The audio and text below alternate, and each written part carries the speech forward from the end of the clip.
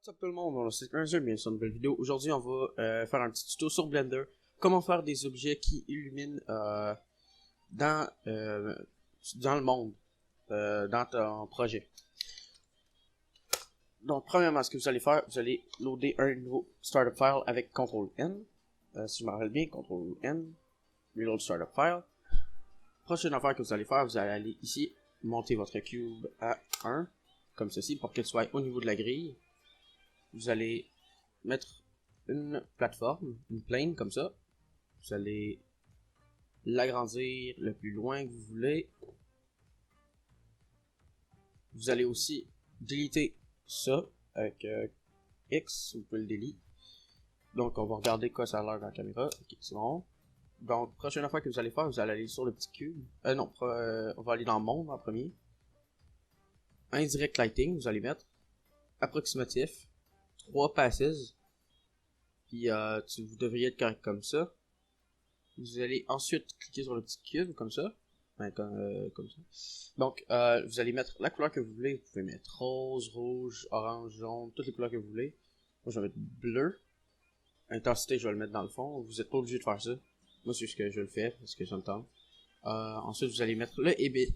Juste ici, ça c'est ce qui va faire en sorte que ça émet de la lumière. À 2. Là, on va regarder qu'est-ce que ça donne en F12, je crois. Mais on va juste le faire comme ceci. Donc, vous voyez, ça illumine dans l'environnement. Si vous voulez faire que ce soit comme une petite pièce, vous avez juste à rajouter 2 planes et les mettre sur les côtés. Je vais vous montrer, je vais vous en faire un comme ça, juste ici. Attendez, c'est Shift D, copier un image. Attendez, un bloc, je veux dire. Ça l'a-tu copié? Ouais, ça devrait l'avoir. Ouais, ça l'a fait. Application, là, vous allez mettre rotation ici à 100. Puis celle-là à 100. Non, c'est pas celle-là. Hop, c'est vrai, c'est 90 qu'il faut mettre. Pas 100. Je me demandais tantôt pourquoi que ça marchait pas à 100. Que ça me le mettait croche. C'est parce qu'il faut mettre 90. 90, comme ça. Voilà. Je vais le reculer un petit peu.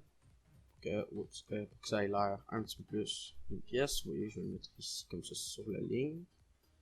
Je vais en mettre un autre avec CTRL D. Shift D. Non, pas ça. Cliquez droit sur ça. Shift D.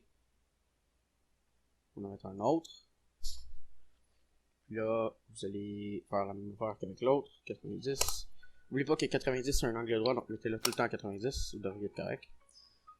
Et voilà. Puis là, on va le reculer de quelques blocs comme ceci. Puis là, on va regarder qu'est-ce que ça donne en Render View.